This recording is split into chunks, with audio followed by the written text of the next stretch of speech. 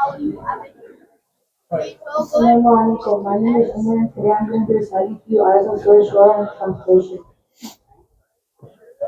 أعوذ بالله من الشيطان الرجيم بسم الله الرحمن الرحيم كذبت قوم لوط المرسلين إذ قال لهم أخوهم لوط ألا تتقون إني لكم رسول أمين فاتقوا الله وأطيعون وما أسألكم عليه من أجر إن أجري إلا على رب العالمين أتأتون الذكران من العالمين وتذرون ما خلق لكم ربكم من أزواجكم بل أنتم قوم عادون قالوا لئن لم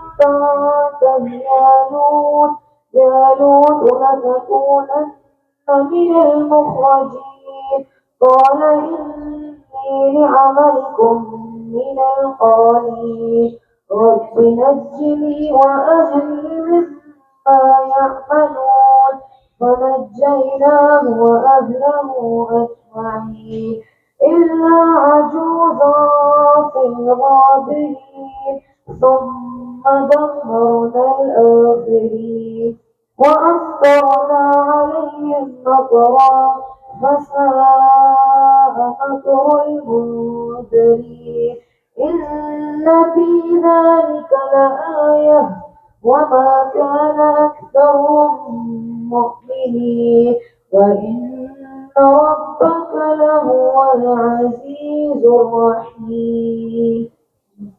Translation of the verses. The people of Hud denied the messengers. When their brother Lut said to them, "We do not have taqwa, verily I am a trustworthy messenger to you. So have taqwa of Allah and obey me. No reward do I ask of you for it. My reward is only from the Lord of all that exists. Go, you went unto the nose of Al-Adami, and leave those whom Allah has created for you to be your bodies. Nay, you are trespassing people. They said, If you cease not, O Lut, verily you will be one of those who are driven out. He said, I am indeed of those who disapprove with severe anger and fury your behavior. My Lord, save me and my family from what they do. So we saved him and his family all, except an old woman, his wife, among those who remained behind. Then afterward we destroyed the others, and we rained on them a rain, and how evil was the rain of those who have been warned, verily, and this is indeed a sign that most of them are not believers, and verily your Lord is indeed the Almighty, the most merciful. Thank you. جزاك الله خير. الله أكبر. الله أكبر. I'm going to need someone to flip the slides. Okay. We need someone to flip the slide, so someone can take the laptop, please. All right, whoever. Thank you. Good. When I tell you, see this here, page down, page up. Page down brings the next slide. Okay? When I tell you, yeah. Ladies on the back are the totally jammed. So Yeah. ladies on the back, they're totally jammed. Oh. So that's why I had this area empty. So if you want to announce if we don't get a lot of people in the next 5 minutes, they can come in the front. I see. Oh.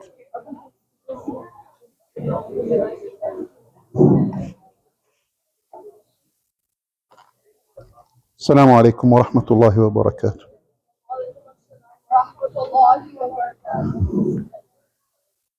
أعوذ بالله من الشيطان الرجيم. بسم الله الرحمن الرحيم.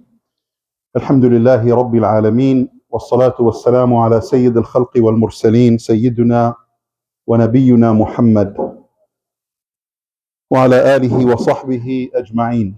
أما بعد, all praise be to Allah.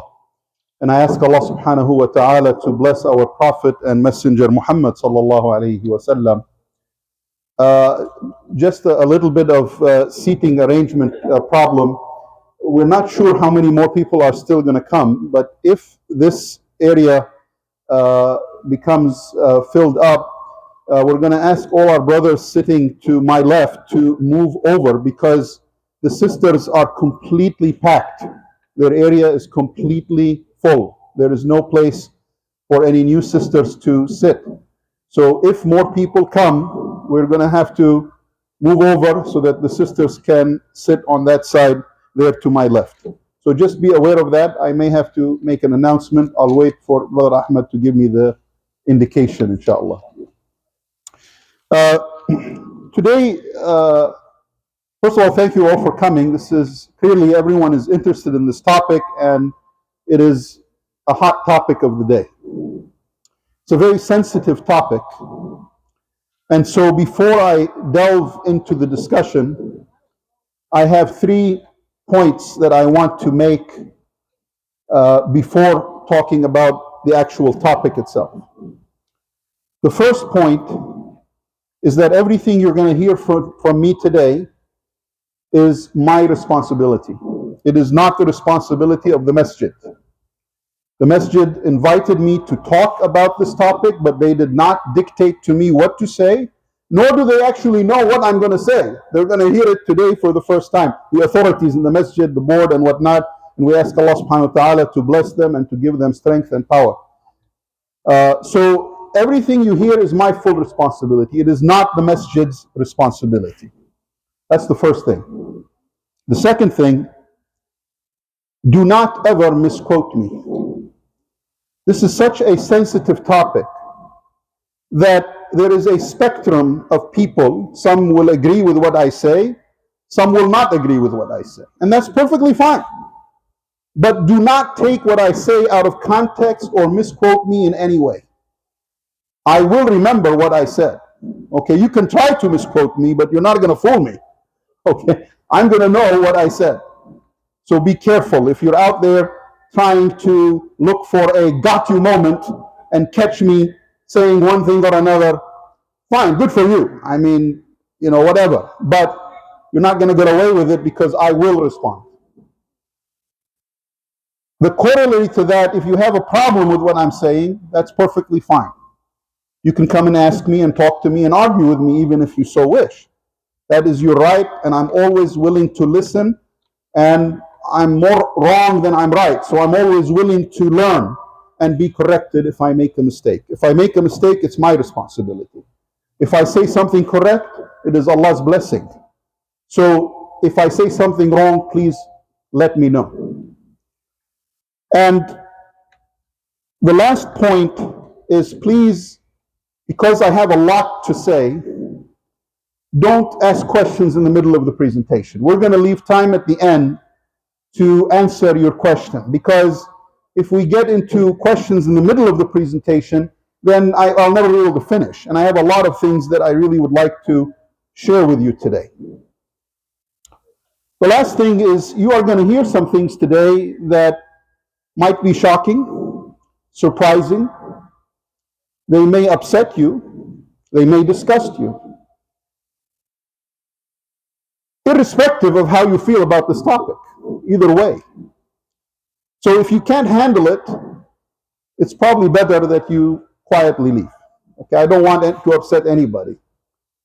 But this topic, I will assure you, I am not that excited about talking about it in the house of Allah. The house of Allah is a sacred place, and it has its own respect. However, we have to talk about it. It is imperative that we come forward and be clear and transparent about our values and what we believe. We can't keep acting like this is not an issue or it's not a problem. We cannot. We've reached a critical juncture because, unfortunately, there is more to come, and I will share that with you. So we have to talk about it. We have to educate ourselves about this issue. Now, what I'm going to talk about today is the normalization of immorality. And if we can have the next slide. This is one of the greatest challenges of our time. A lot of people think it's politics, it's war, those are challenges. Those challenges have existed for thousands of years. But this is the challenge of our time. The normalization of immorality. Sins of all kinds are being normalized. And many of them have already been normalized. What do I mean by normalized? Means you and I and everyone else begin to think that this is normal, that this is not a problem, that it's not a sin, that it's okay to do whatever you want. That's the normalization of sin. Drinking alcohol for all practical purposes in the United States has become normalized. And I hate to tell you that in the Muslim world, it is slowly becoming normalized. Premarital sex has become normalized. In fact, in many societies, they think you're weird if you haven't had premarital sex. Adultery, extramarital sex. Someone's married and has sex with someone else, is also becoming normalized. I remember just 20 years ago, when we would hear someone had an affair, that was a big deal. Now you hear it every day. And people just shake their head. It happens. That's what people say. It's become normalized. Same-sex relations, and that's what we're going to talk about today, the LGBTQ issue. So you'll hear a lot more about that. Provocative dress has become normalized. Wear whatever you want. Or don't wear anything. It's all good. Do whatever you want. It's all fine. It's become normal. In fact, if you don't show your skin, that's a little weird. That's a little weird. Just in France, just last week, they banned abaya. Abaya is a particular type of dress for women that covers their whole body. They banned it in schools and public places and whatnot. I mean, that is using the law to normalize provocative dress. That's really what it is. The Prophet ﷺ warned us that this will happen. One time he was sitting with the Sahaba, and he told them, he said, there will come a day when people no longer encourage good and forbid evil. Little forward. Okay. There will come a day when people will no longer encourage good or forbid evil. Sahaba said, is that possible, Ya Rasulullah? They couldn't even imagine it. He said, no, that's not it. After that, there will be another day when people encourage evil and forbid the good. Umar radiallahu anhu was sitting down, he stood up. He said, is that even possible, Ya Rasulullah? That people are going to encourage evil and forbid the good? Rasulullah said, Ya Umar, there will come a day after that that is even worse. He said, I can't imagine what's worse, Ya Rasulullah. He said, there will come a day when the evil will be good and the good will be evil. That day has arrived. We are seeing it today. Evil is good and good is evil. And I'm going to prove that to you and show it to you shortly. Can I have the next slide, please? This LGBTQ, okay, these are a bunch of letters. It's an acronym. Lesbian, gay, bisexual, transgender, queer, and then a lot of people add a plus because they have 25 different categories. But the simplest definition, it includes everyone who is not straight. What does straight mean? Straight means a man is attracted to a woman or a woman attracted to a man. Okay, that's straight. It also does not include people who are cisgender. What does cisgender mean? I can't believe that we actually have to have a term for that, but there is a term. Cisgender means that you identify with your gender at birth. So if you're born a male, you still think of yourself as a man. And if you're born a female, you still think of yourself as a female or a woman. That's what cisgender means. LGBTQ is everything except those two. That's the definition. If you open the dictionary, that's what you're going to find. They are being discussed openly. LGBT issues are being discussed openly in the media, in schools, and even in religious institutions. And so we have to clearly define where do we stand on these issues. And we have to discuss it.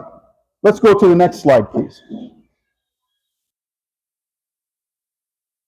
Morals and values.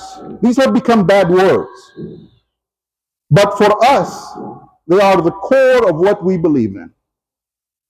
As Muslims, We derive our morals and our values from our faith. We don't make them up.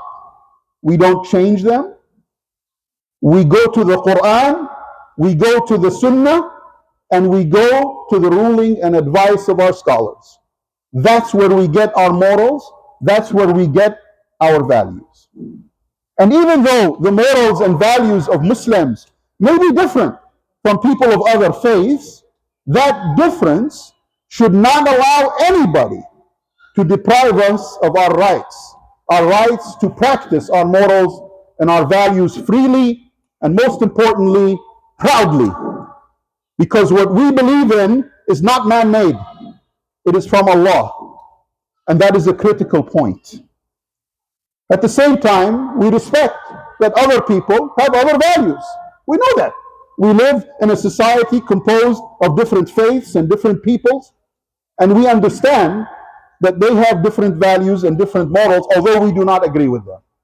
But we understand that they do. Next slide, please.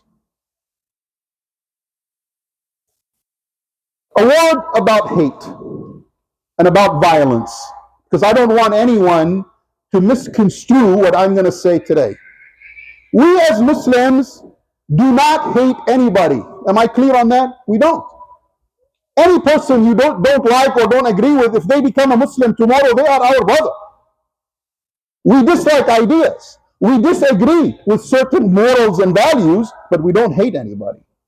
Today's talk is not a call for hatred of any group or any people. It is not a call for violence. Violence is not part of Islam. We are a part of a religion of peace. Yes, there is certain violence that has to be sanctioned by the Ummah and is an organized effort to defend the nation. That's a whole different story. That doesn't apply in what we're talking about today. In no way should anything I say today be taken as a call for violence. I'm emphasizing that. So do not misquote me in some way or another and say, oh, Abdi's calling for violence. I'm not calling for violence. I'm making this clear, and I made a slide for it so that it's clear to everybody. Can we go to the next slide, please? Now, what is the Islamic opinion on same-sex relations? It's a valid question. And why do we have to go into this question? Because some people are questioning Islam's opinion on the issue. Well, whenever anyone questions, let's go to the Quran. Let's see, what does Allah say in the Quran? First of all, Allah subhanahu wa ta'ala tells us that anything He allows and permits for us is for our own good. And anything that He forbids is for our own benefit and for our own protection. يُحِلُّ لَهُمُ الطَّيِّبَاتِ وَيُحَرِّمُ عَلَيْهِمُ الْخَبَائِثِ. He allows for them all good things and prohibits for them wickedness. So never think that Allah subhanahu wa ta'ala forbids something to punish us. No, it's for our own benefit. Allah forbids us to drink alcohol for our benefit. Allah forbids zina for our benefit. Allah tells us to follow a dress code for our benefit. He's not trying to make our life difficult. This is for our benefit. Move to the next slide. I want to make this extremely clear so there is no ambiguity, because suddenly ambiguity is now creeping into the Muslim mindset. The only sexual activities allowed in Islam are between a man and a woman who are married. That is, they have a nikah contract. That is the only sexual relationship allowed. And I know some of you are going to say, وَمَا مَلَكَتْ أَيْمَانُكُمْ, slaves who you have. Yes, that's true, but we don't have slaves now. It doesn't apply. So in the current day, the only sexual relations that are allowed are between a man and a woman who are married, who have a nikah contract. Premarital sex between a man and a woman is strictly forbidden. That's it, there's no leeway. Extramarital sex. So if you're married and then you go have sex with someone else, whether you're a man or a woman in the marriage, if you have sex with someone else, that is strictly forbidden. It is a major sin. Sex between a man and a man or between a woman and a woman is strictly forbidden and is a major sin. Am I clear? Let me repeat it so that we don't have any ambiguity. Sex between a man and between a woman and a woman in Islam is haram. It is forbidden. Now, I've had people say, well, but I want to, I have a desire. We all have desires. People have desire to drink alcohol. That doesn't make it allowed. People who are married may have desire to have sex with someone who's not their wife. That doesn't make it allowed. Just because you have desires does not mean that it should be permissible for you. The second question that I've been asked, especially by some young members of the Islamic community, is, show me in the Quran, where is it haram? Where does it say that a man having sex with a man is haram and a woman having sex with a woman is haram? I am going to show you that because it is in the Quran. It's not my problem if you don't read the Quran. That's your problem. But it's in the Quran. And I'm going to share it with you today. Next slide, please. Let's talk about Lut. All of us know the story of Lut.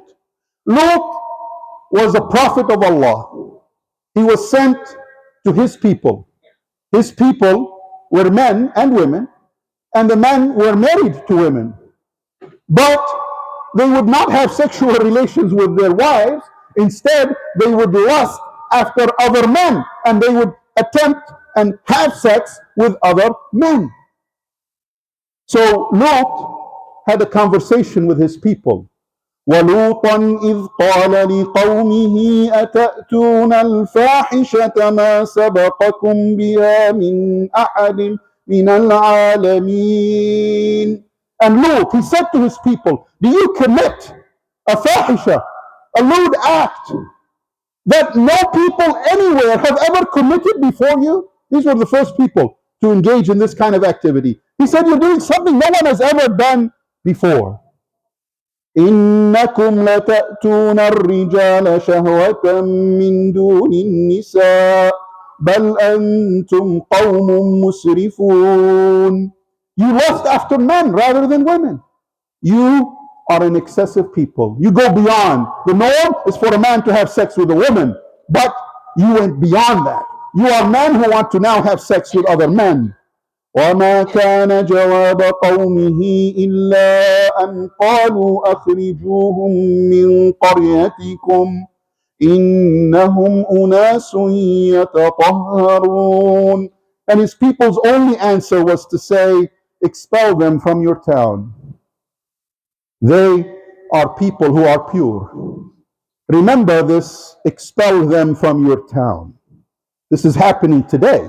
Except people of values are not being expelled from town. They're being expelled from the internet. They're being expelled on the news. They're being expelled from the media. That's what's happening.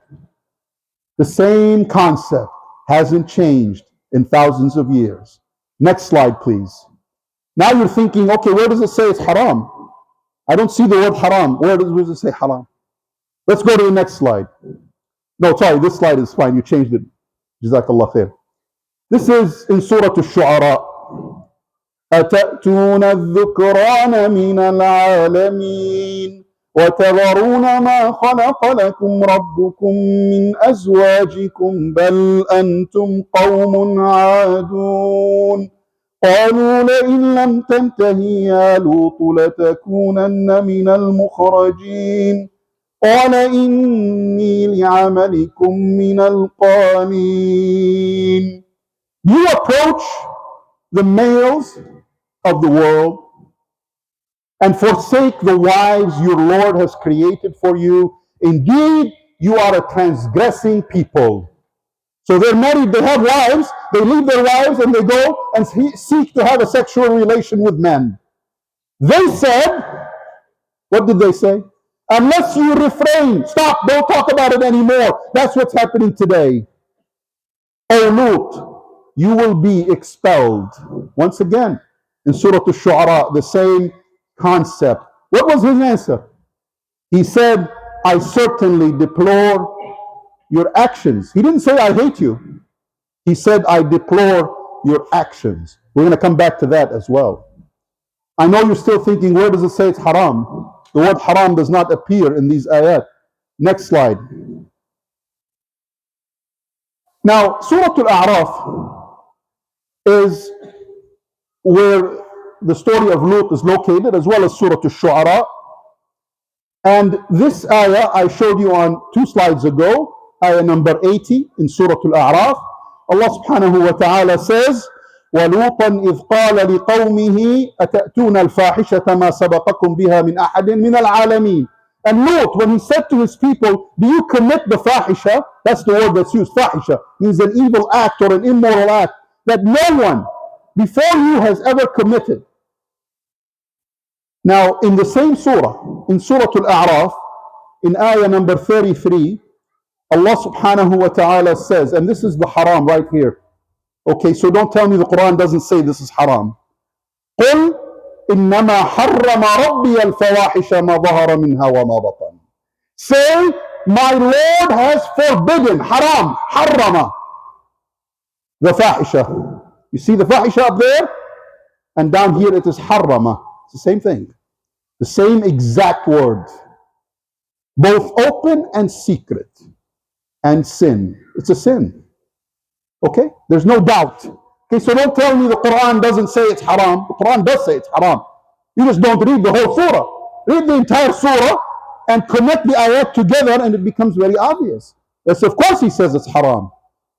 I mean, why did he say al-fahisha? Lut could have called it something else. حرم ربي الفواحش ما ظهر منها وما بطن. Next slide, please. What about the Sunnah? We are people of the Quran and we are people of the Sunnah. There are so many ahadith about this issue, but I only chose one. The Prophet ﷺ said, Allah has cursed the one who does the actions of the people of Lut. Allah cursed the one who does the actions of the people of Lut. Allah has cursed the one who does the action of the people of Lut. I didn't repeat it because I just put copy and paste. No, Rasulullah ﷺ said it 3 times. Okay? That means he's serious about it. Okay? When he's not that serious, he'll say it 1 time. But here he said it 3 times. So that we won't forget.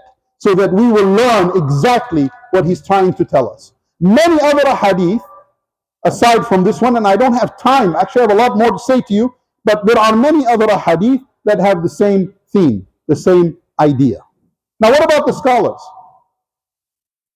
All the scholars of Islam, Hanafi, Hanbali, Shafi'i, Maliki, even the Shia scholars, the Zaydi scholars, the Ibadi scholars, all this is one thing they all agree on. Sexual relations between a man and between a woman and a woman are haram. There is what we call in fiqh ijma'. That means they all reach consensus. They all say exactly the same thing. Now, having said that, there are some in the modern era, in the past 5 years in Islam, who are trying to say that it's not haram. They are not scholars though. They have ulterior motives. I'm going to leave that aside. But all the scholars from 1,000 years ago to now all agree that this kind of relationship is haram. All the madhahib, the Sunnah, the Shia, you name it, everyone agrees on this issue. Next slide, please.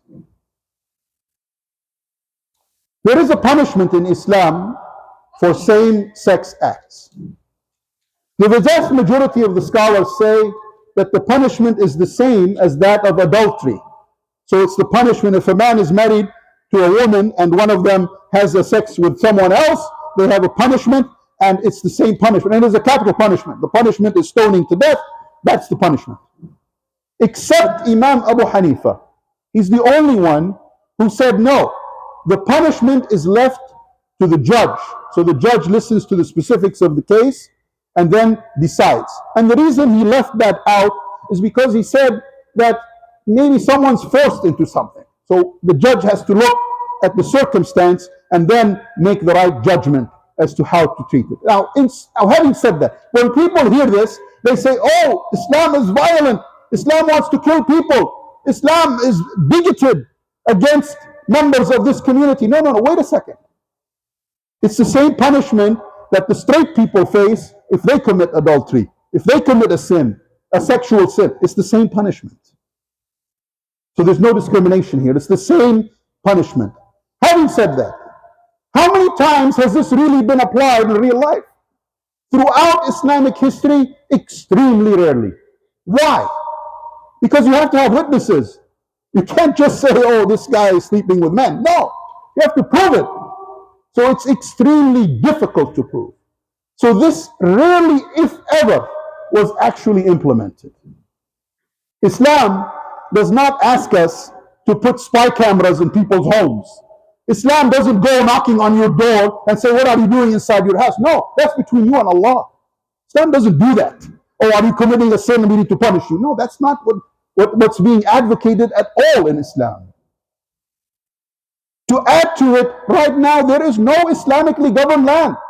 Yes, there are countries who call themselves Muslim and they want to rule by Sharia and all that. But how many of them are truly Islamic countries? Very few, if any, at all. So the punishment cannot be applied. And for us Muslims living in the West, we have no authority to apply this kind of punishment, nor are we even asking for it. We are just asking to implement our own morals and our own values for ourselves and our families. That's what we're asking for. Next slide, please. I want to talk to you a little bit about the history of the LGBTQ movement. If I gave this talk 30 years ago, we might have 2 or 3 people here. It was a non-issue. But now, mashallah, everyone's here. Why? Because we know this is a problem. How did we reach this point? It's quite an amazing story, I must tell you. The early movement for LGBTQ rights started in 1924. Sporadic people were calling for equal rights for the LGBTQ community. However, really, the current day movement started in 1969.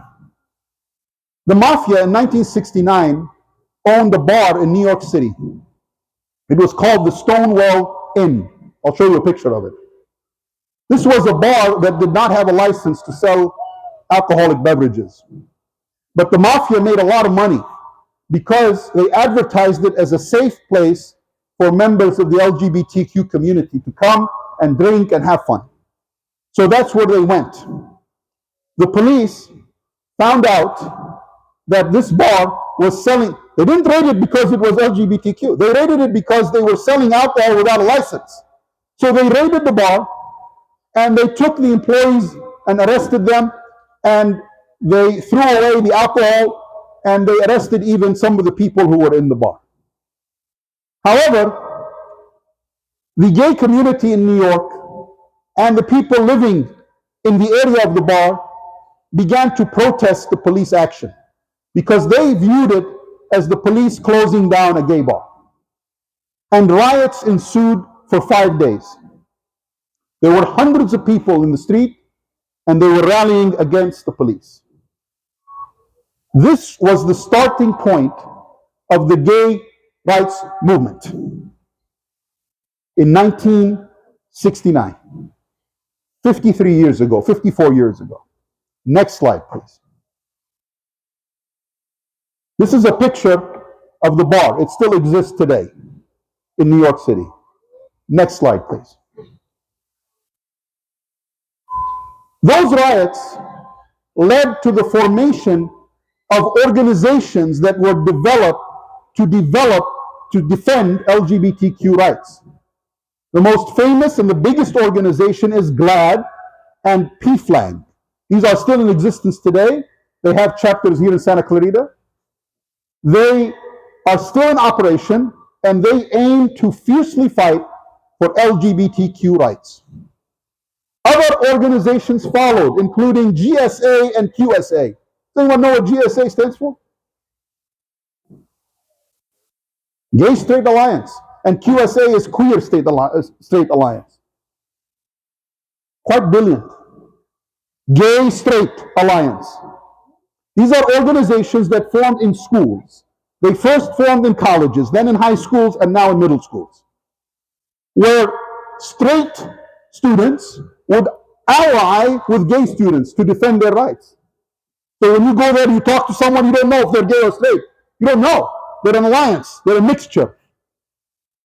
And these exist. There's one in COC and many campuses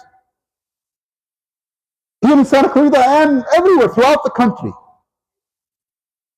The aim was to normalize, again, normalization of immorality, to normalize the gay lifestyle.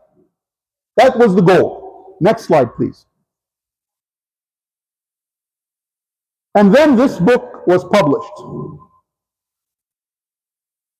After the ball. This book was published in 1989. After the ball, How America Will Conquer Its Fears and Hatred of Gays in the 1990s. This book is considered the manifesto of the gay rights movement in the United States. Why? Next slide. Listen carefully to what this book advocates. There's a guy by the name of Kirk. He's one of the authors. He was a researcher in neuropsychiatry from Harvard. And Madsen, who was a public relations consultant. They are both members of the LGBTQ community.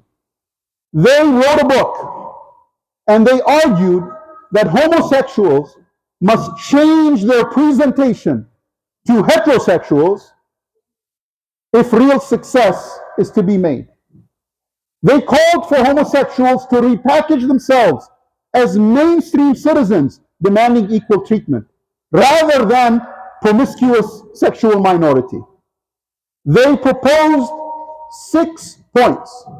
Really, it's quite short, 6 points, that's it. 6 action items. These were simple, but they are highly effective, and they are still in effect today.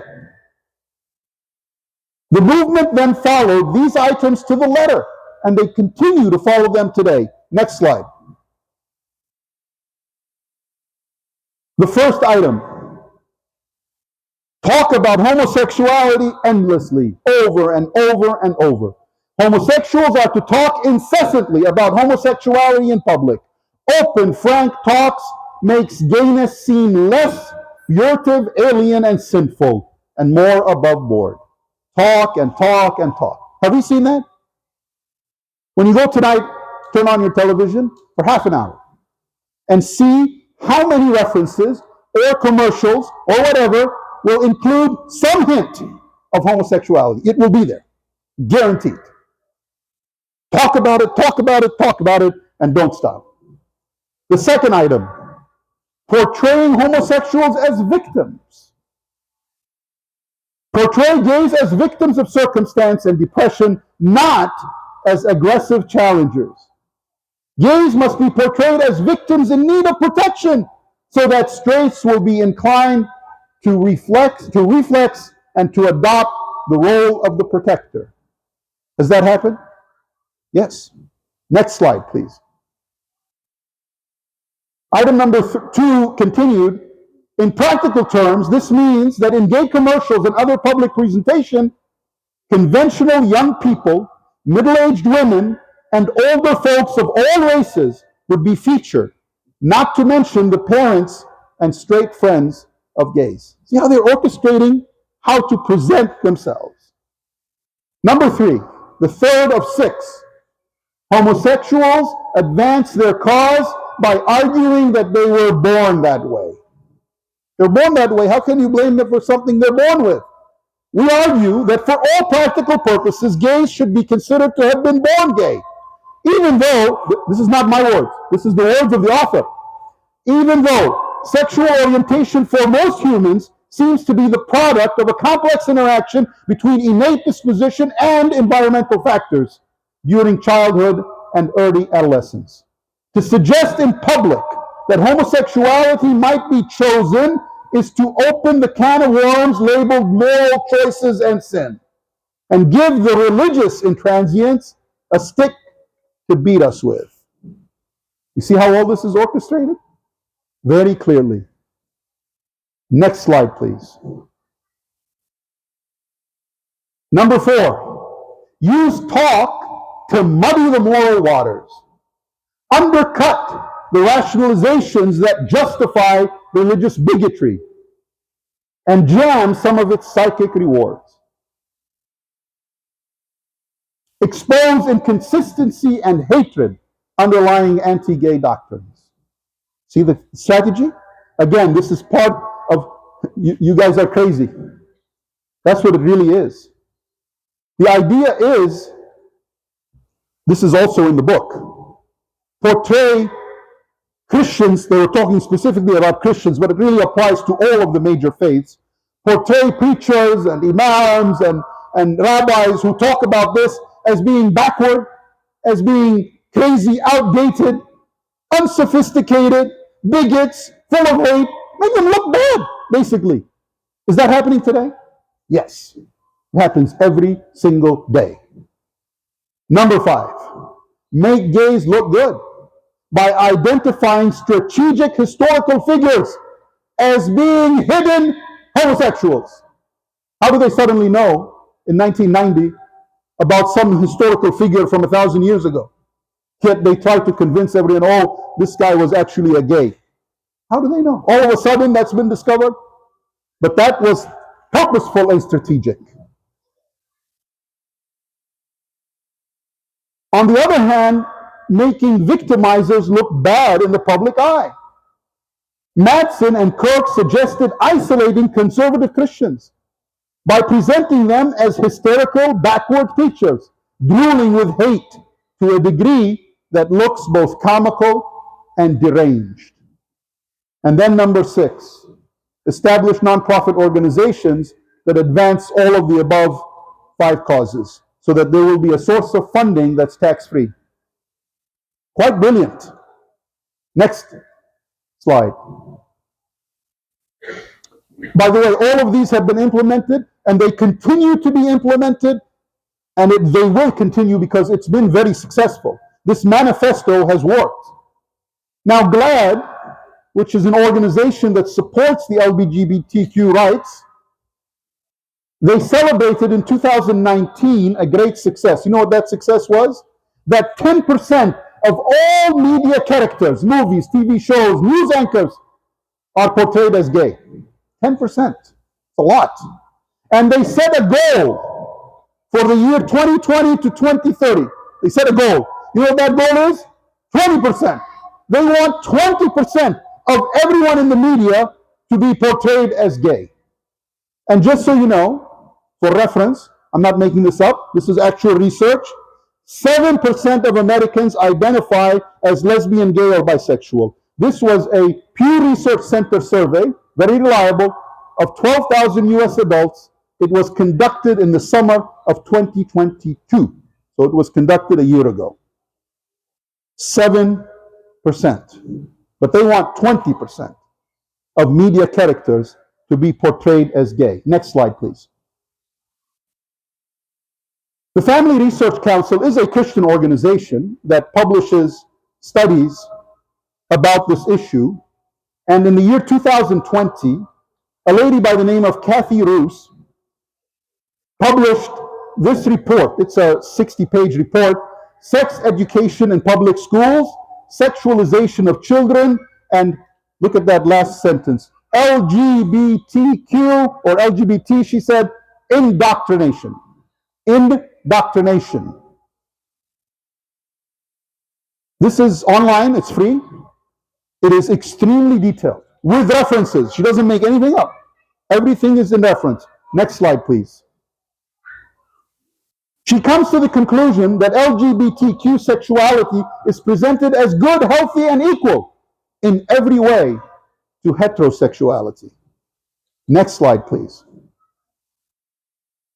Parents in Illinois, not too long ago, were alarmed when they learned that their preschool children, preschool, not first grade, preschool, were being instructed. Look, this is a little book that the teacher would read to them. If you have 2 mommies, they can be called lesbians. This is called indoctrination, when you try to feed this to a preschooler. In Austin, Texas, Schools introduce sexual orientation and gender identity concepts to third graders and have sixth and seventh graders play a sexuality matching game with terms like bisexual, gay, lesbian, and homophobia. Now, I'm not going to talk about transgender issues here. That is a lecture by itself. And Brother Ahmed, if you want me to come back, if I don't get killed today, but if you want me to come back to talk about that, I'll be happy to. That is a 2-hour lecture. It's much more complicated than this. But anyway, we're not going to talk about that today. California law, right here in our state, tells public school teachers to emphasize homosexual relationships. Teachers should actively use examples of same-sex couples in class discussions. Next slide, please. Teaching Tolerance is an organization that made it its mission to teach teachers how to teach about LGBTQ issues.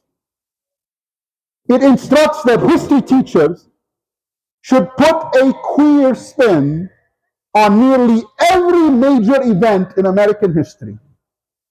All public schools in California, New Jersey, and Illinois are now required to teach children LGBTQ history. They are required to.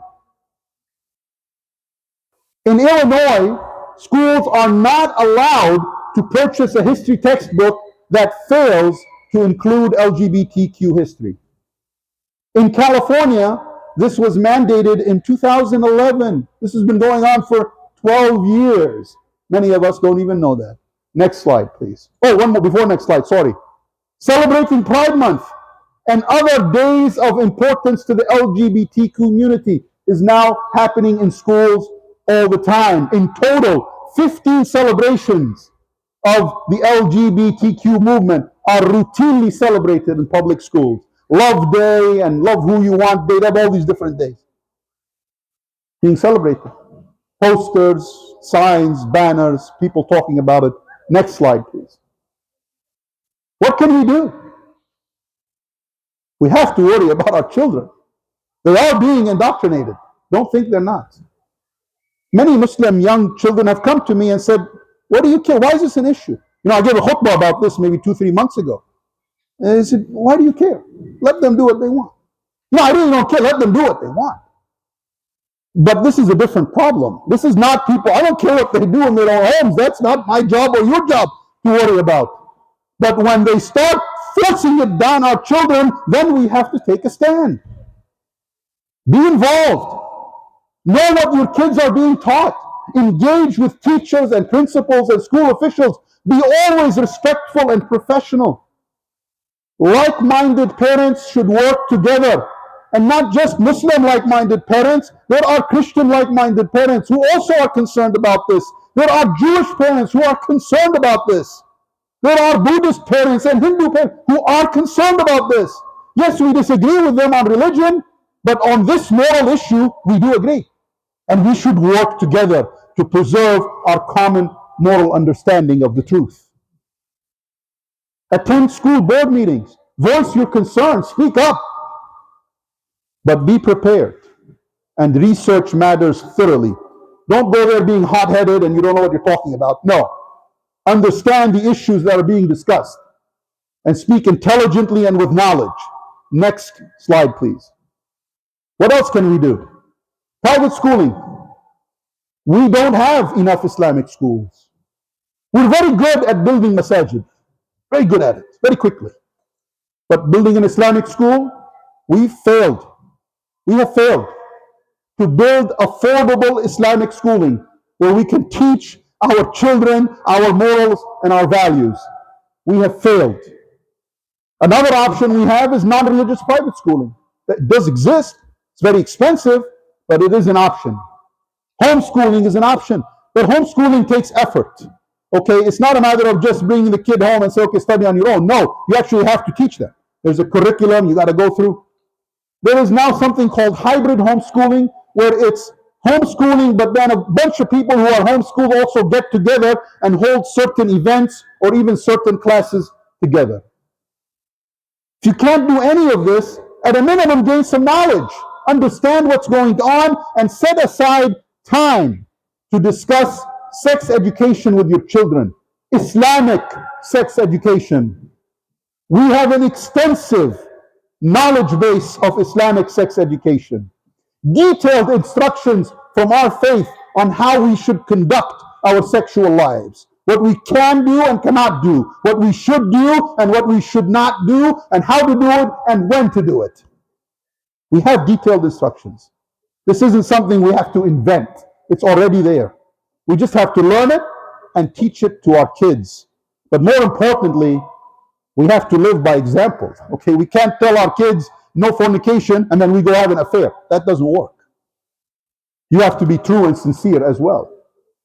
Next slide, please. I want to move now from schools to Muslim organizations and politicians. When it comes to LGBTQ issues, Muslims face a dilemma. And I've received calls many times about this issue from people who are involved in Muslim organizations. They're looking for a fatwa. Okay? I'll tell you what the dilemma is. The dilemma is that the right, and I mean the political right, they don't like us, right? We don't like Islam. They're clear about that. Islam hates us, all this stuff. We know all the rhetoric. But at the same time, they champion the very values that Muslims stand for. So should we side with the right, even though they hate us? Or do we side with the political left? The political left says, oh, we want everyone. We want Muslims, and we want Hindus, and we want Buddhists, and we want Christians, and we want Jews. Oh, everyone's included. But you have to support our liberal values, including LGBTQ issues. I've gotten this phone call from members of Muslim organizations. Ya Sheikh, the LGBT people supported us, and now they want us to support them. Should we or should we not? Is it halal or is it haram? I'm going to tell you the answer in a little bit. But this is the dilemma. Politicians engage in the process of compromise all the time. They give up something, hoping to get something else. That's politics. That's why it's dirty, because you're always giving something up to get something. They often choose one path, hoping to gain someone else. They are not imams and they are not scholars. So there are some Muslim politicians, by the way, who support LGBTQ issues. I'm not going to name names today except for one person on the other side of the ocean. But there are Muslims in America, politicians who support LGBTQ issues. Yet Muslims are quite excited to have them in their positions. It's a dilemma. We want to have Muslims in politics, but when they espouse values that are completely anti-Islamic, where does that put us in our support or lack of support for these people? Do we support Muslim politicians even if they support values and morals that are clearly un-Islamic? Do we criticize them? Do we stay silent? Is that an option? It is an option. The answer is not very clear-cut. I'll tell you right now, it's not an easy answer, because politics is dirty no matter which way you go. Right, left, support, not support, it's all dirty. Next slide.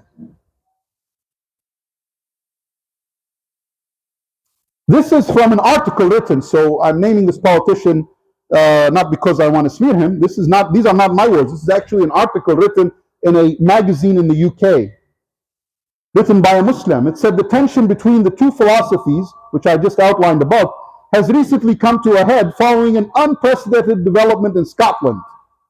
On March 29 of this year, the seat of the First Minister, the leader of Scotland, was voted in. His name is Hamza Yusuf. Hamza Yusuf is a Muslim politician. He's born to Pakistani immigrants. He took the oath of office. He pledged his allegiance to the king and vowed to work for the best interests of the nation. This was a historic moment, not just for Scotland, but for all Western Muslims. The Muslim Council of Britain stressed this point, hoping the first leader of the British nation from a Muslim background may be a source of great unity across communities. The Mayor of London, who's also a Muslim, hailed the significance of this event. Next slide. There was a problem though. 2 days after the inauguration of Yusuf, a man by the name of Muhammad Hijab. You may have seen some of his YouTubes. I don't know if you see them or not. But he, just so you know, he's British. He has 737,000 followers on YouTube. Very popular amongst British Muslims. This is what he said. He said the First Minister of Scotland is not a Muslim, but a clear-cut infidel. And then he addressed him directly. He said, you are nothing because you have left the religion of Islam. And the only way back is repentance and clarification. That's a pretty hard stance. 2 days after he was inaugurated. Several other Muslim conservatives on social media supported hijab's condemnation. Some of them said to say he's not a Muslim is too far. How can you say someone's not a Muslim if they say La ilaha illallah Muhammad Rasulullah? But they agreed that what he has done is not right. What is the issue? Why is this a problem? The problem is that Yusuf is a champion of LGBTQ rights and the LGBTQ movements. In fact, it was the pillar of his political career. Again, compromises. He vocally supports same-sex marriage.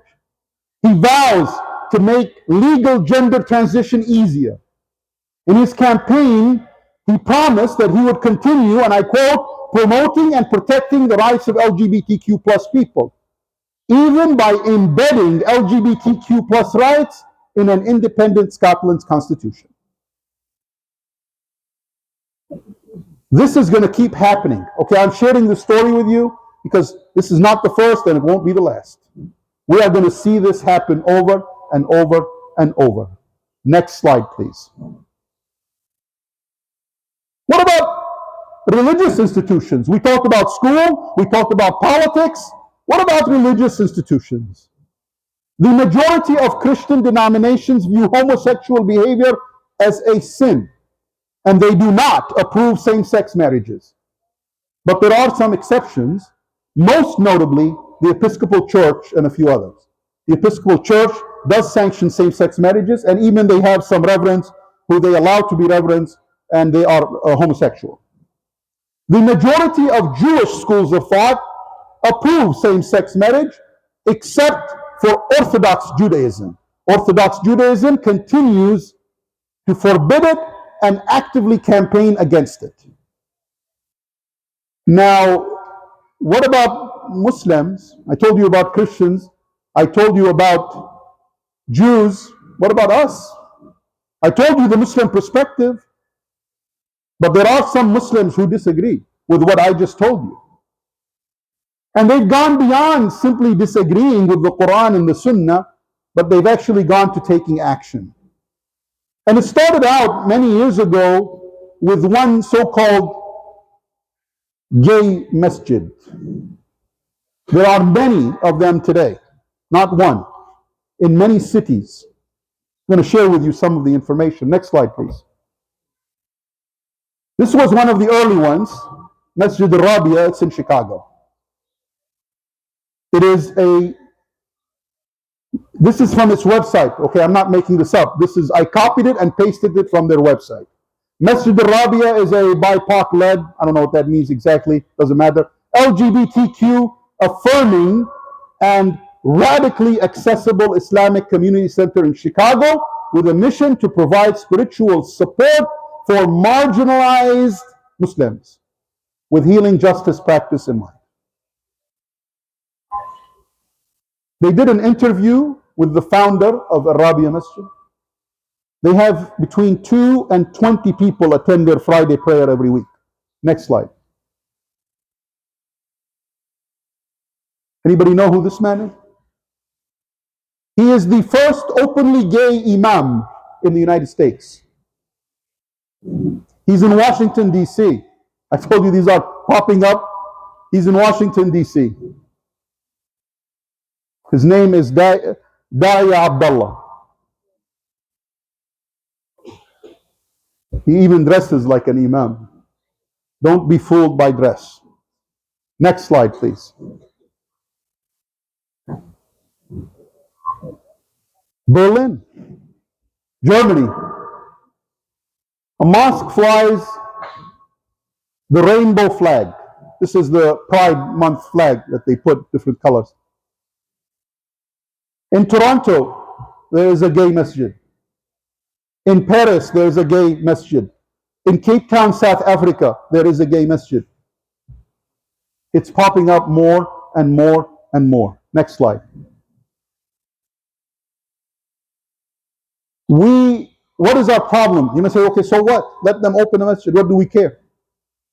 Let politicians support LGBTQ. What do we care? What is it to you? People have told me that. What is it to you? Why are you so upset? I'm not upset. I read the Quran. Allah subhanahu wa ta'ala says in the Quran, إِنَّ الَّذِينَ يُحِبُّونَ أَن تَشِيعَ الْفَاحِشَةُ فِي الَّذِينَ آمَنُوا لهم عذاب أليم في الدنيا والآخرة والله يعلم وأنتم لا تعلمون. Those who love to see immorality openly spread among the believers, for them is a painful punishment in this life and in the hereafter. Allah knows and you do not know. I don't know what can be clearer than that. This is a problem. We should not encourage people who want to spread immorality and fahisha. Next slide. This is a beautiful hadith narrated to us by Abu Hurairah radiallahu anhu. He said, I heard Rasulullah sallallahu alayhi wa sallam. I'm going to read the English right away. All the sins of my followers will be forgiven except those of the mujahirin. What does mujahirin mean? Mujahirin means those who commit a sin openly or disclose their sins to people. An example, this is the Prophet ﷺ giving us an example, is a man who commits a sin at night. And even though Allah shields it from the public, he comes in the morning and says, oh, so-and-so, I did such and such evil deed yesterday. Even though he spent his night shielded by his Lord. And in the morning, he removes the shield of Allah from himself. You know, we don't care what you do in your home. But the problem is it's not confined to the home. This is out in the open being encouraged. Next slide. The other reason I do not think Islamic organizations or politicians should enter into this kind of cooperation, if you will, with the LGBTQ agenda is because Allah says in the Quran, وَتَعَاوَنُوا عَلَى الْبِرِّ وَالتَّقْوَى وَلَا تَعَاوَنُوا عَلَى الْإِثْمِ وَالْعُدْوَانِ وَاتَّقُوا اللَّهَ إِنَّ اللَّهَ شَدِيدُ الْعِقَابِ. Cooperate with one another in virtuous conduct and conscience, and do not cooperate with one another in sin and hostility, and have fear of Allah. Allah is severe in His punishment. The Prophet ﷺ said in a beautiful hadith, whoever calls to guidance receives a reward similar to the reward of whoever follows him, without that diminishing anything from their rewards. And whoever calls to misguidance receives a sin similar to the sins of those who followed him, without that diminishing anything of their sins. Very clear. You call to guidance, you are rewarded. Not just your reward, the rewards of those who follow you. You call people to sin, you're going to be punished. Simple as that. Next slide, please. Maybe you should stand up. Oh, good, you got it. Now, the question comes up, what about Muslims who have homosexual desires? Remember, desire does not make something permissible. If I desire to drink alcohol, that doesn't mean I am permitted to drink alcohol. I have to fight that desire. The first thing is that Islam does not judge people's feelings. Islam judges actions. The Prophet ﷺ said, Allah has overlooked from my ummah what it thinks in its heart as long as it does not act or speak. Very clear hadith. There are three groups of Muslims with homosexual desires. Those who blatantly want to spread their message and denounce the Quran and the Sunnah by saying it's not accurate and it's not correct. That's group number one. Group number two are those who believe in Allah, believe in the Quran, believe in the Messenger, but they have committed a sin. Just like someone who fornicates or has an extramarital affair. And there are those, the third group, who have desires, but they don't act on it because they know it's a sin. But they are struggling because they have those feelings. How should we react to these three groups? The first group, in my opinion, should not be welcome in our message because they are trying to indoctrinate, they are going openly and blatantly against the Quran and the Sunnah. Next slide. The second group, we ask Allah to forgive them. They committed a sin. Yet they believe in Allah. They believe in the Quran. And we should help guide them to the right path. We should encourage them to repent and to stop engaging in sinful behavior. The third group, if they come to us, we should embrace them. These are people who have not committed a sin, but they're struggling. They have that intense desire to commit a sin, but they're coming and saying, help me. We should not shun them away. If someone walks in here and says, I want to drink alcohol, but I know I shouldn't, but are we going to say, how dare you, get out of here? No, we're going to say, come. Try to repent, remind them of Allah, remind them of the last day. They are no different than a young man who strongly desires to commit zina with a woman, but does not, and struggles with his sexual needs. When a man came to the Prophet, a young man came to Rasulullah ﷺ, and he said, Ya Rasulullah ﷺ, give me permission to commit fornication. Give me permission to commit zina. Did Rasulullah ﷺ kick him out? No, he didn't. He said, come sit next to me. And then he began to counsel him and instruct him. And then he said, even after all that counseling, he said, Ya Rasulullah, make dua for me. So Rasulullah ﷺ put his hand on his chest and he said, Ya Allah, tahhir qalbah. Cleanse his heart, purify his heart. The young man said, I walked out of there and the last thing on my mind was women. That's it, gone. Dua of Rasulullah ﷺ, unmatched. There is a Muslim, I don't actually know his actual name because he goes by a pseudonym, but he has established something called Straight Struggle. This is a forum for Muslims who have homosexual desires, but they want to remain on the straight path and they do not want to commit a sin. This is a forum where they can get counseling from him and others, and in an anonymous, confidential manner. And I think it's really a good thing to help people who are struggling with facing this kind of sin. Next slide. I think this is my last slide. What should we do? Okay, what are we going to do? After everything I've just told you, I think you can see the significance and the depth of the problem that we are facing. It is a real problem. Don't think it isn't. Don't just say, oh, this is nothing. Oh, my kids are going to be fine because they're Muslim. No. This affects everybody. Not just your kids. It affects you also. When you're bombarded constantly with a message, you become less irritated by it. You become less surprised by it. You become used to it. Protect our children, at the very least. Protect our masajid.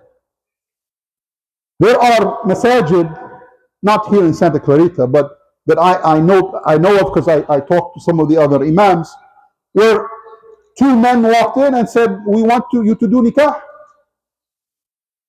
Do they really want the nikah of the imam in the masjid? No. They're trying to get him to say, no, we will not do it because you are gay. And then they want to sue the masjid. That's what they want to do. He started counseling them and talking to them and didn't do the nikah, of course. It's not allowed. But there will be challenges like this that come to our masajid, and we need to have a plan on how to deal with it. Strive to make private education for our children accessible, financially and otherwise. We need to spend time with our children. We need to provide them with Islamic sexual education. This is deeply lacking. We need to be aware of the movement. and its goals and its aims and its techniques. I just scratched the surface today. I just showed you a little bit. There's a lot more in depth. Remember those 6 points? There are books written about each of the 6 points. So I just gave you a brief overview. Expect more challenges. If you look at the history of immorality, it started out with premarital sex. Even, I'm talking about in America, not Muslims. I'm talking about general American society. Just 60 years ago, premarital sex was not allowed. It was frowned upon. Now it's become commonplace. Then extramarital affairs, now becoming commonplace. The sexual revolution happened in the 1960s and 1970s. Then the LGBTQ issue. I just shared with you that history. What's coming now? The transgender issue. That's why that's a 2-hour discussion. It is in full force today. It is in full force. Not just TV and indoctrination. No. The law. The law. Laws are being changed. Today, right now, in the State Assembly, there are 7 bills that they're going to vote on and probably pass to protect transgender rights. Today, this is happening now. Today, Friday, I'm talking about. I'm not talking about yesterday or last week. This is coming. We need to be aware of these issues. And lastly, do not shun or harm or ridicule any Muslim who has homosexual tendencies. Rather, we should help them in their struggle to stay on the right path. This is the end of my presentation. I ask Allah subhanahu wa ta'ala to protect all of us. And I ask Allah subhanahu wa ta'ala to protect our children. And I ask Allah to enable us to learn and to implement and to protect our families. And I ask Allah subhanahu wa ta'ala to always be with the righteous and the virtuous. This is not the first time that the Muslim community has faced moral and value challenges. Not the first time. It's been going on since the time of Rasulullah sallallahu alaihi wasallam. Remember when they accused his wife Aisha of fornication? That was a challenge. This is much worse, much more intense. But since that day, there have been these challenges.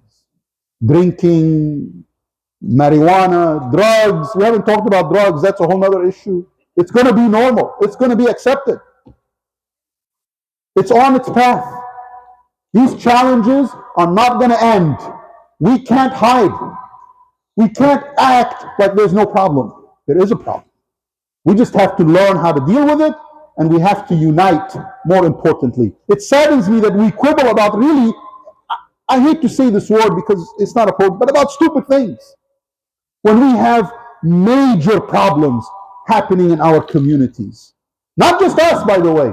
The Christians quibble about stupid things too, and the Jewish communities quibbles about stupid. All of us people of faith, we need to come together to protect our morals and our values. The Mormon Church, well, they're not called Mormon anymore. Sorry, I apologize for that. They're called the Church of Latter-day Saints.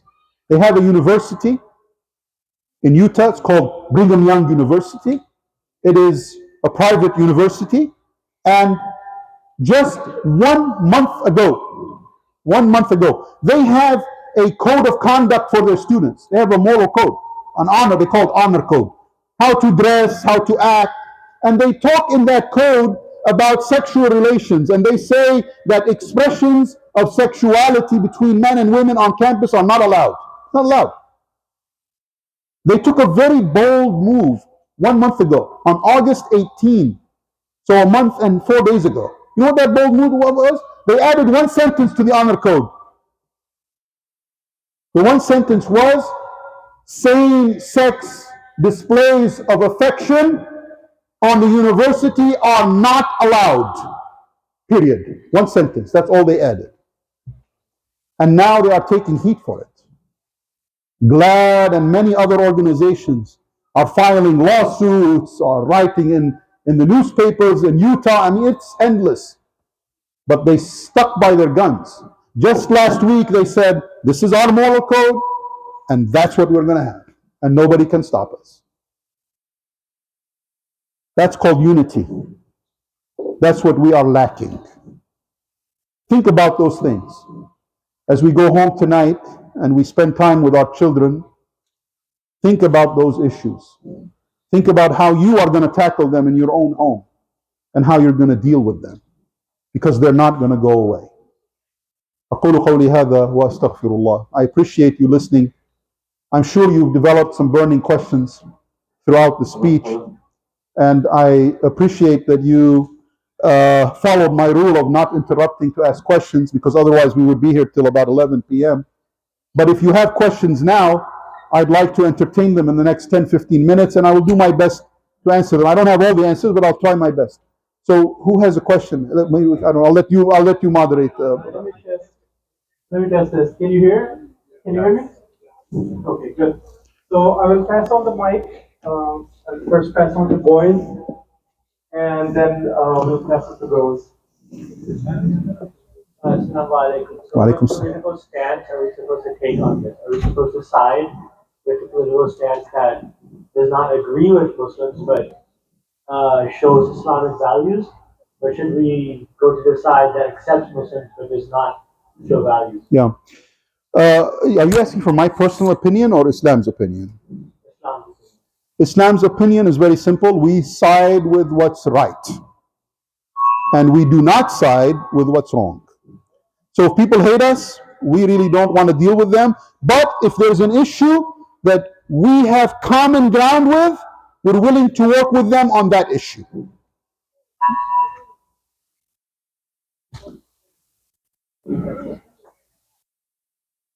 Anyone else has a question?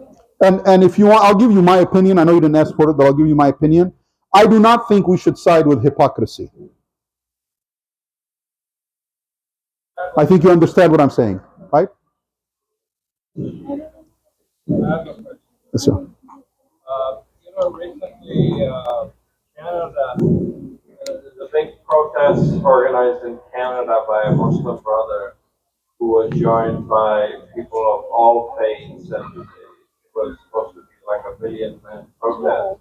Are you aware of something like that being maybe coming up in this country as well? I'm not aware of it. I'm not aware. I think there should be, but I'm not aware of it. Jazakallah. I want to know, like, in class, when the teachers are trying to like speak about something like, like stuff like that, how do we avoid like saying in class like, how can we like respectfully tell our teachers, like administrators, that we don't want to see in class? So my sense is that you that's a very good question. The question was, if we're in school, we are being taught something in class that we don't agree with morally or the values of, what should we do? Do we walk out? Do we tell them we don't want to listen to this? First of all, these kinds of things you can't tackle as an individual. You have to find like-minded people. You have to enlist the help of your parents and even others in the community, and really have a more high-level discussion with the school that we don't want our children exposed to this. We don't want them to hear this. And either come to an agreement, either you step out, or, now they may not agree. They might say, well, you can't. I mean, you have to attend class. If you don't, you're not going to pass. In that case, you're under duress. Islam says you're being forced to. So you listen, but you recognize that this is haram and it doesn't enter your heart and you don't believe it. That's the key. So part of it comes from you and your own conviction and your own understanding.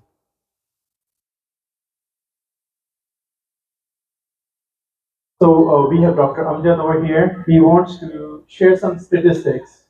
So wonderful lecture, Dr. Atif. Thank you very much. So this is straight from CDC website. Yes. So recently they did a survey of HIV infection. Yes. 70% of all HIV infections in America are gay men. Yes. Or bisexual. Yes. However, the number is even higher. We left out about 10% of the men, those who are homosexual but using IV drug abuse. So they did not include that group. So 80% of the new HIV infections are LGBT, bisexual, homosexual, Yes. bisexual men. And I don't know the number, but the number for HIV is about million plus, and that group is also 70 to 80% HIV and bisexual and homosexual. So this lifestyle also breeds disease. Yes, and I wanna piggyback something onto that. I didn't get into the medical aspects here because I thought actually nobody would be interested in knowing the medical aspects of this problem. But except me because I'm in the medical field and maybe Dr. Amjad. But there's a medicine now that people can take to prevent themselves from being infected with HIV. So it's called pre-exposure prophylaxis, PrEP. They take this medicine, and that way they can have a sexual relation without using protection, and they won't get infected, or at least the medicine says they won't get infected most of the time. SubhanAllah. Medical science is inventing drugs to encourage immoral behavior. That's really what it is. And they still can't treat certain cancers, but I'll leave it at that. Next Yeah, question. I have a question for you, Dr. Abidin. Oh, sorry. This is not a question. I give you some additional information and some questions too. Sure. Thank you so much for this presentation. You described what Islam said and what is this LGBTQ guys are doing and what is the other Muslims are doing. Excellent presentation, no doubt about it. But the major issue, I just want to give you some information. U.S. government recognized it. U.S. Army recognized it. Executive Council recognized it. If you find out that you discriminated against them, it could be fired. Yes. You will lose your job. They have a gay lesbian days in May, and some of these young kids sitting here. One day, you guys gonna be engineers. You're gonna be doctors. And if you like better like me, you're gonna be a member of the U.S. government, and then you have to have interview panels, and these people going to apply. Be mindful that you cannot hate these people. You cannot, you are not hate these people. You can disagree or you condemn their action. As Abidin said, the action you can discourage. Action you have to be worried about, but personal wise or human touch wise, you cannot live without. We cannot say something or do something. We cannot just. When I came 20 years ago in Montana, they hang a guy on the chain. We are not supporting that. We cannot do that. And for the mothers, your sons, your daughters, born in here, and they are 1,000 times stronger than me. They will face this, they will face the drug things, they will face things, and they'll survive. Pray to Allah Ta'ala to give them the strength. Taking out from the school, giving them out of the society, you can do it today, but they have to go colleges. And colleges, we have this, when I was doing college, we have these things going on. And they're going to go apply for the job, and my boss was one of them. So you have to live with this, but you have to be making sure that you understand, you study, this was excellent slides, and live with that. Not avoiding it, not going there, not even go to that path. That's not the path. It's not like COVID. That you got a vaccination there and then it's going to go away. No, it's not. It's going to be there. So our US government recognized it. Now the latest one they're doing for government contracts, you have like US government contracts, women-owned businesses has certain percentage reserved for them. Now they are trying to get there to get certain businesses from US government that will be allowed them only to go for. And when they do that, a lot of businessmen, a lot of Islamic or not, I don't know. Now they're going to go support that to get them part of that business, like black-owned businesses, minority-owned businesses. They're going to be one of that criteria. And if you just said the right thing, it's going on the Congress and it's going to be passed, and nothing we can do.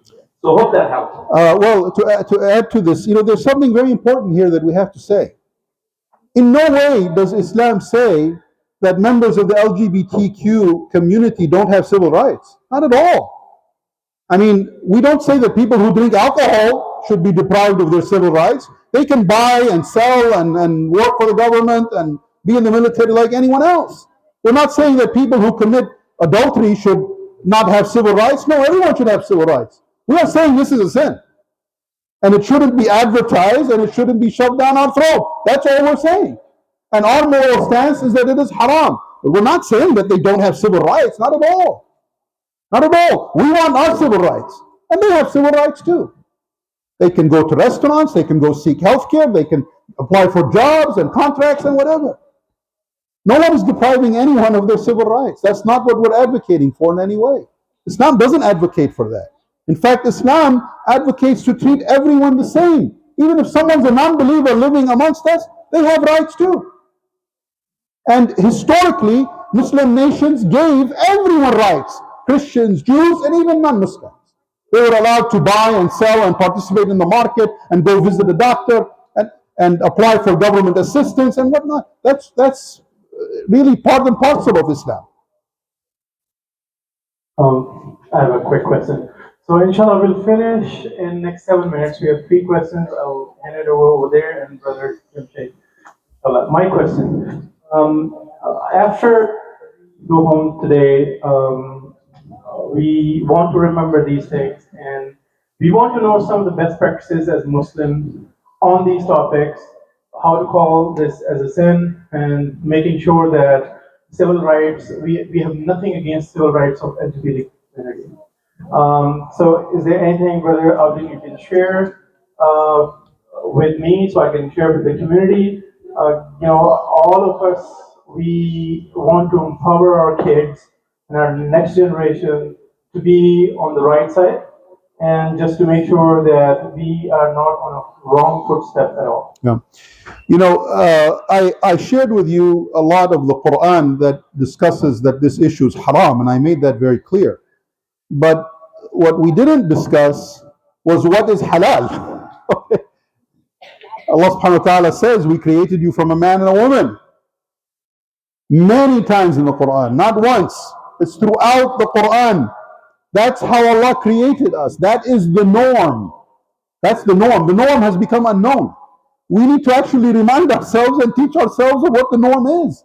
So yes, there are some practices, especially for the masajid, that we need to perhaps sit down and write and research and discuss and come up with, that we can implement in our masajid and share with other masajid as well, so that everyone can benefit, to protect the masajid legally and also to protect the masajid morally.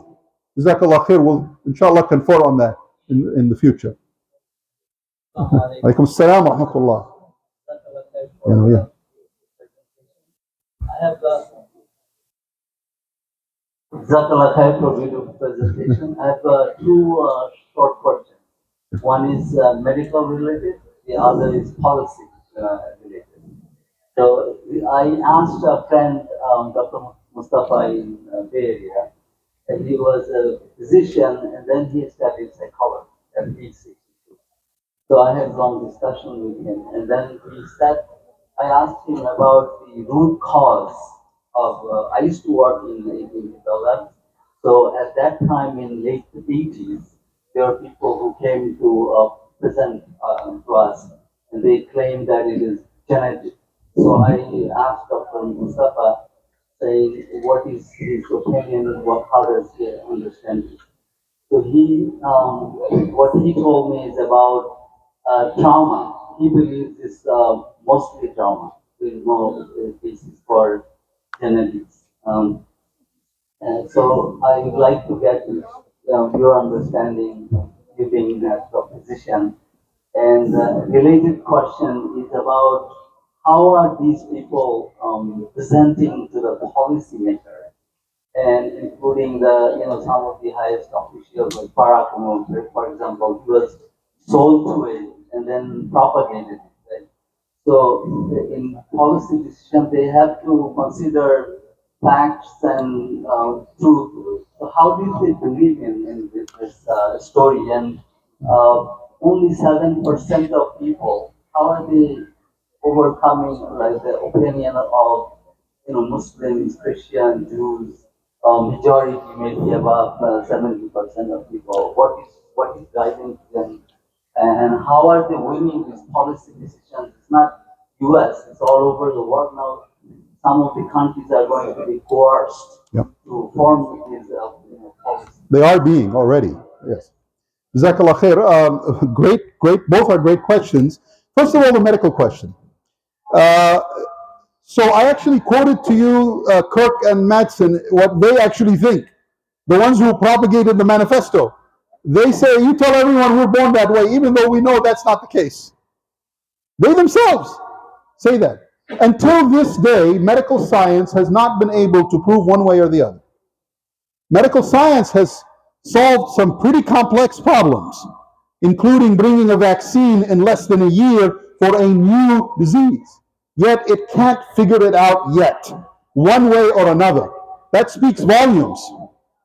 It's probably a combination of both in reality. Trauma is a factor, but it's not the only factor, because there are many people who identify as LGBTQ who have not had trauma in their life, yet they identify as LGBTQ. So it's a complicated question, and the answer is we don't know the answer. Now, from the Islamic perspective, doesn't matter. Doesn't matter. You know, men have sexual desire of different levels. There are some men who have to have sex every day, and other men who can go a month and they're okay. There are men who are happy with their wife. Men want more than one woman. They want two, three. Sexual desire varies, whether they're born that way or whether they've been indoctrinated that way in the way they were brought up, or trauma, or whatever it is. That doesn't make it halal. Okay, the action is still haram. Okay, that's the answer to that question. How do they get to policymakers? Boy, you see that manifesto? Same things being applied in the halls of Congress, in the White House, presidential candidates. It's the same thing throughout. They're organized, they're united. And how is it that us, the 93%, can't do that? Because we have failed. We're fighting with each other. We're not united. We don't have one voice. We're each trying to mess with each other rather than trying to establish the truth. That's the reality. We're disorganized. They're organized. We're disunited. They're united. They present themselves as victims. We don't. We want to just yell and scream. That doesn't work. We have to have organization. We have to have organizations. We have to support those organizations. They have to be clear-eyed on what's right and what's wrong. They're not. They're compromising right and left. So it's a very complicated question. But they are able to make policy change because they are effective. They can go to a presidential candidate and say, we only have one issue. That's it. That's what they did. All of us know the history. Those of you who've attended the past 3 presidential elections know the issue. We have one issue, same-sex marriage. That's it. We just want that to be approved federally. And it did happen. It did happen. They told that president, if you don't, we will go against you 100% and we'll support your opponent. Simple as that. And he knows that they can do that because they're united and they have money. They have nonprofit organizations. He knows they can do it to him. So he had no choice. He had to agree. We don't have anything like that. Nowhere near that. Jazakallah khair for your question. The sisters have a question? I can't hear you.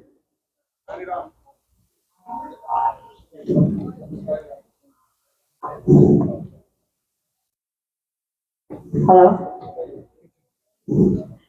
Go ahead, sister. Alaikum salam. Actually, I'm excited because today I think we have a lot of Muslim students from West Ranch who have come, and I think actually just recently Rancho Pico started doing their Jummah too, and the students are representing from there too.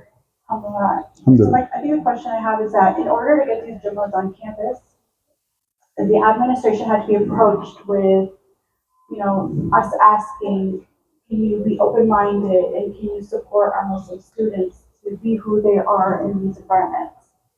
And now with this whole LGBTQ push, it's a little confusing because how do you ask for that inclusivity, and then when it comes to their movement, I think the kids in the Rancho Pico room are praying with posters of the group that has just formed for gay rights movement within middle school.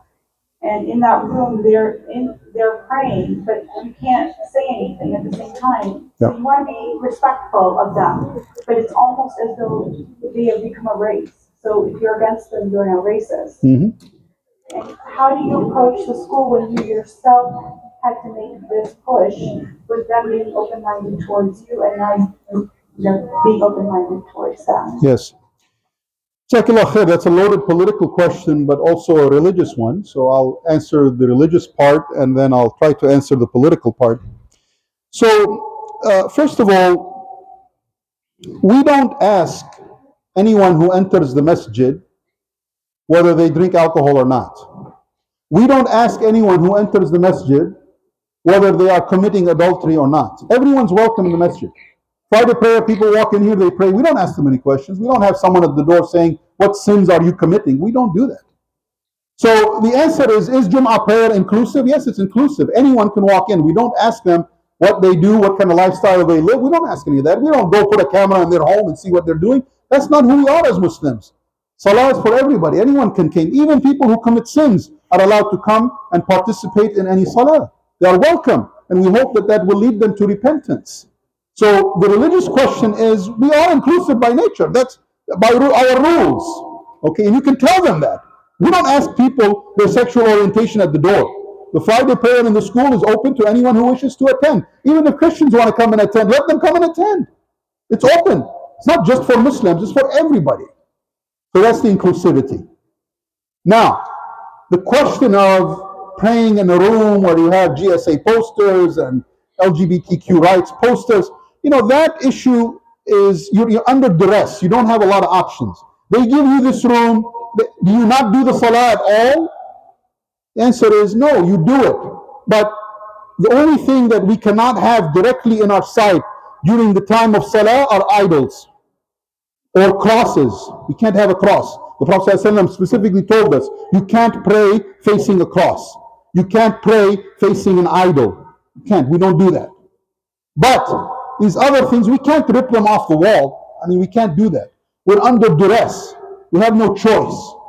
But it's better to pray than not to pray. It's better to establish the prayer than not to have a prayer at all. Now, your last question that you alluded to feeds into the previous question about policy. The way that the LGBT community has been able to enact laws and school regulations and policy is by saying we are a protected class just like race.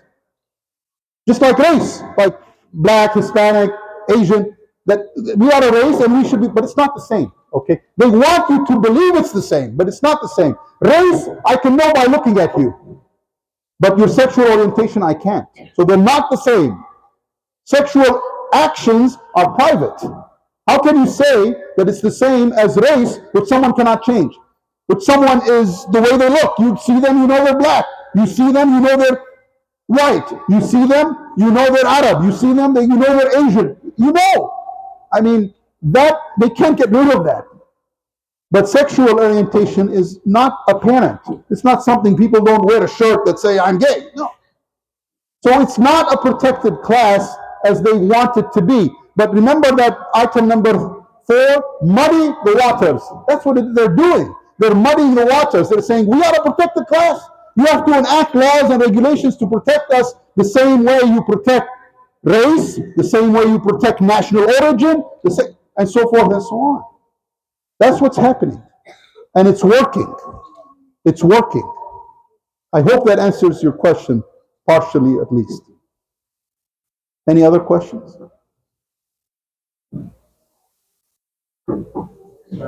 Assalamu Assalamualaikum, Dr. Abi. Thank you so much for a wonderful talk and the timely topic that you brought up this Friday noon discussion. It was very much needed for a long time, and I'm pretty sure you'll continue to discuss these issues and current topics. So I don't have a question, but I just wanted to share a comment. Our concerns are our generation, the children, the adolescents, the teenagers, Hello. The millennial children who are in middle school, high school, across the country.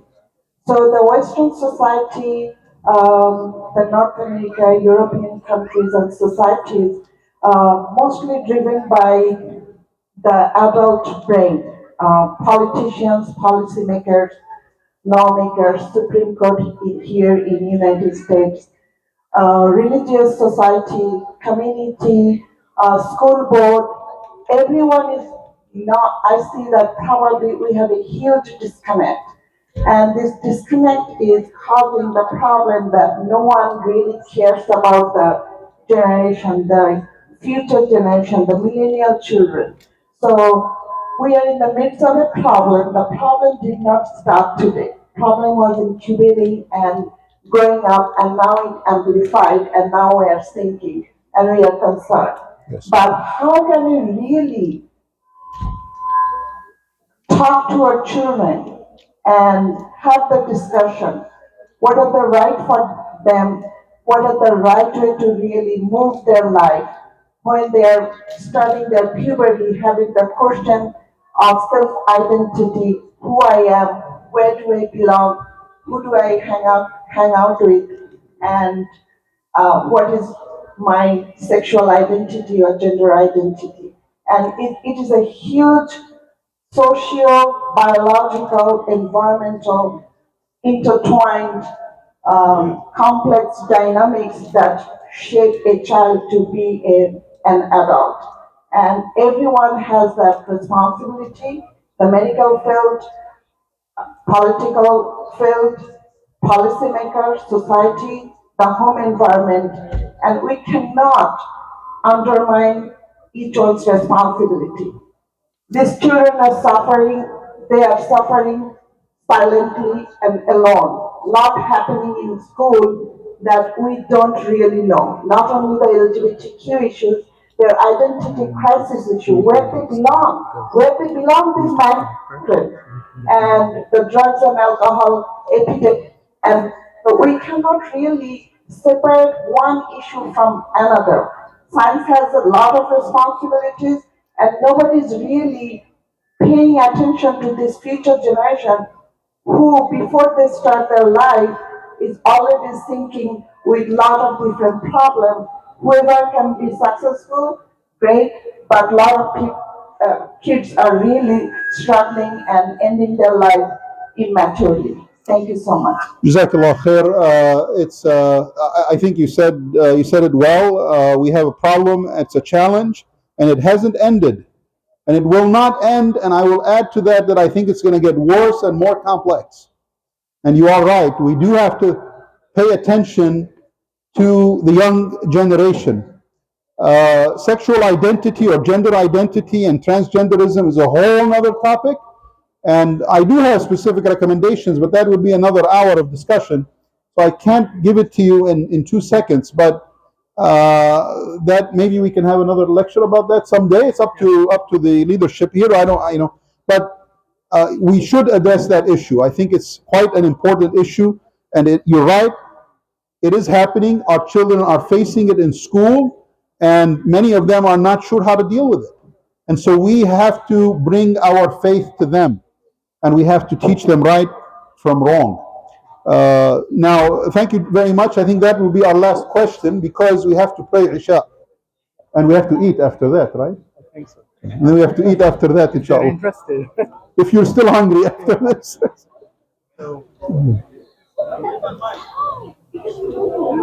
Someone has to do adhan. We have not